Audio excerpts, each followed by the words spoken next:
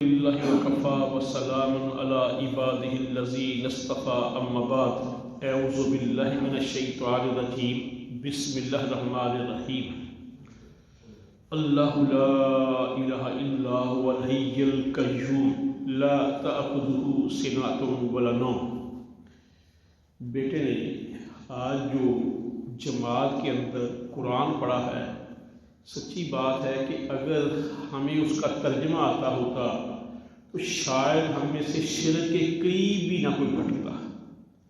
اس میں اللہ کی ایسی صفات بیان کی گئی ہیں جن کا کوئی توڑ نہیں، اور جن کو سمجھنے پڑھنے کے بعد کسی بندے کو کوئی ابہام، کوئی شک رہ ہی نہیں سکتا۔ ایک تو مثلا سادہ تھا کہ اللہ وہ ہے جو ہر چیز کا خالق ہے۔ اب آپ دیکھو نبیوں کو کس نے پیدا کیا؟ فرشتوں کو، اچھا آسمانوں کو، زمینوں کو، سمندروں کو، یہ ہر چیز اللہ نے پیدا کی ہے۔ دوسری، دنیا کے اندر جتنے بھی شرک کرنے والے ہیں نا، ان کی اگر باتوں کو دیکھا جائے تو ان میں نہ لاجک ہے، نہ کوئی عقل مندی ہے، یعنی کچھ بودا پن ہے ان کے اندر۔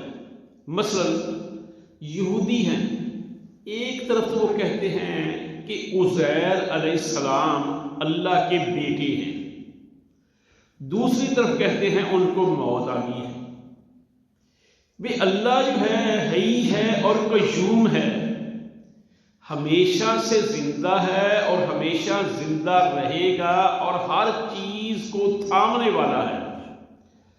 اچھا اس کا بیٹا فانی کیوں ہے؟ دیکھیں نا، ہم ہیں، ہم اگر پیدا ہوتے ہیں، بڑے ہوتے ہیں، بڑھاپے میں آتے ہیں تو ہماری اولاد میں بھی تقریباً وہی صفات ہوتی ہیں۔ اللہ اگر ہمیشہ سے تھا، ہمیشہ رہے گا، اور اس کا بیٹا ایسا تھا کہ اسے موت آ گئی۔ اس کے بعد آپ کرسچین پہ آ جائیں، عیسائیوں پہ آ جائیں، وہ بھی کہتے ہیں کہ عیسیٰ علیہ السلام اللہ کے بیٹے ہیں۔ پھر کہتے ہیں کہ عیسیٰ علیہ السلام کو لوگوں نے سولی پہ، پھانسی پہ چلا دیا۔ اب اللہ قادر ہے، قدیر ہے، جبار ہے، قہار ہے، کن کہے فیکون ہو جائے، اور اس کا بیٹا اتنا بے باس کہ لوگوں نے پھانسی کے پھندے پہ چلا دیا۔ یہ کتنی غیر لاجیکل بات ہے۔ آگے آ جائیں، ہمارے قریب ہندوستان ہے، ہندوؤں کے ہاں 33 کروڑ بھگوان، یعنی 33 کروڑ خدا ہے، اور ہر بندے کا خدا علیحدہ ہے۔ اب جو 32 کروڑ 99,99,999 بھگوان ہیں، وہ دوسرے بندے کے مسئلے حل نہیں کر سکتے، تو وہ اتنے بھگوان کرنے کیا ہے؟ عقل مندی یہ دیکھیں۔ پھر ان کے ہاں یہ بھی ہے کہ اگر وہ بندہ ایک مورتی کی پوجا کرتا ہے، ایک کو بھگوان مانتا ہے، دوسرے کے پاس جاتا ہے تو چھپ کے جاتا ہے، ورنہ وہ غصے ہوتا ہے۔ اب جس سے وہ چھپ سکتے ہیں وہ کیسا بھگوان ہے؟ اب یہ بھی نہیں۔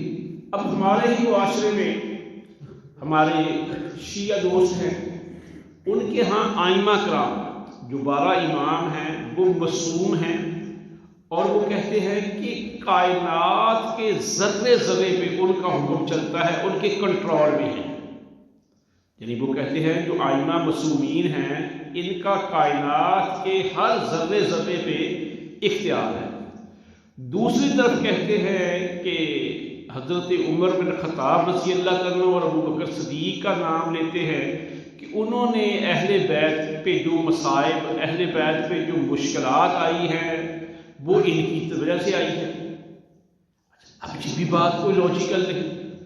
تو یعنی آپ جدھر کو بھی جائیں گے، اچھا اب اللہ جو ہے نا، اللہ وہ ہے، اللہ لا الہ الا ہوا، اللہ وہ ہے جس کے علاوہ کوئی اور الہ ہی نہیں، ہی ہے، قیوم ہے، لا تأخذہ سنۃ ولا نوم، اسے نہ نیند آتی ہے نہ اونگ آتی ہے، لہ ما فی السماوات و ما فی الارض، کائنات کے اندر جو چیز بھی ہے وہ اسی کی ہے۔ یعنی سمندر کتنے ہیں؟ اگر وہ سمندر کو حکم دے کہ موسیٰ اور بنی اسرائیل کو کچھ نہیں کہنا، پانی رک جاتا ہے، وہ چلے جاتے ہیں۔ اگر وہ کہے کہ جو اپنے آپ کو خدا کہلاتا ہے فرعون، جس کو لوگ خدا یا اللہ مانتے بھی ہیں، اس کو اور اس کے پیروکاروں کو غرق کر دو، ٹھیک ہے، اسی کا چلتا ہے۔ ایسے ہی ہوا، یعنی کائنات کی ہر چیز اسی کی ہے۔ اور پھر وہ اس نے اللہ تعالیٰ کہتے ہیں هو الذی خلق لکم ما فی الارض جمیعا، اللہ وہ ہے جس نے زمین کے اندر جو کچھ بھی ہے ہمارے لیے پیدا کیا۔ ہوا کیا ہے؟ سانس نہیں لیتے ہم۔ پانی کیا ہے؟ ہم پیتے نہیں۔ دھوپ ہے، اس سے کیا ہماری فصلیں نہیں اگتی؟ اندھیرا جو ہے یہ بھی زندگی کے لیے، آگے پودوں کے اگنے کے لیے ضروری ہے۔ یعنی کوئی کائنات کی چیز ایسی نہیں جس کا کوئی فائدہ نہ ہو، جو ساری انسانوں کے تصرف اور فائدے کے لیے پیدا نہ کی ہو۔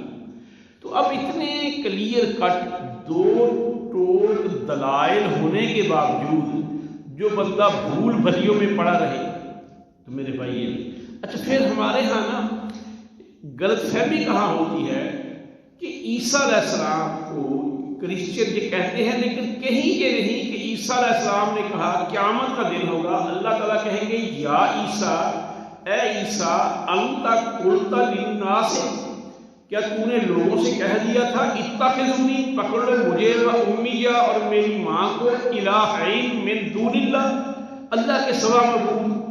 وہ کہے گے یا اللہ تو پاک ہے، تو بے عیب ہے، تیرے یعنی تیرے ہوتے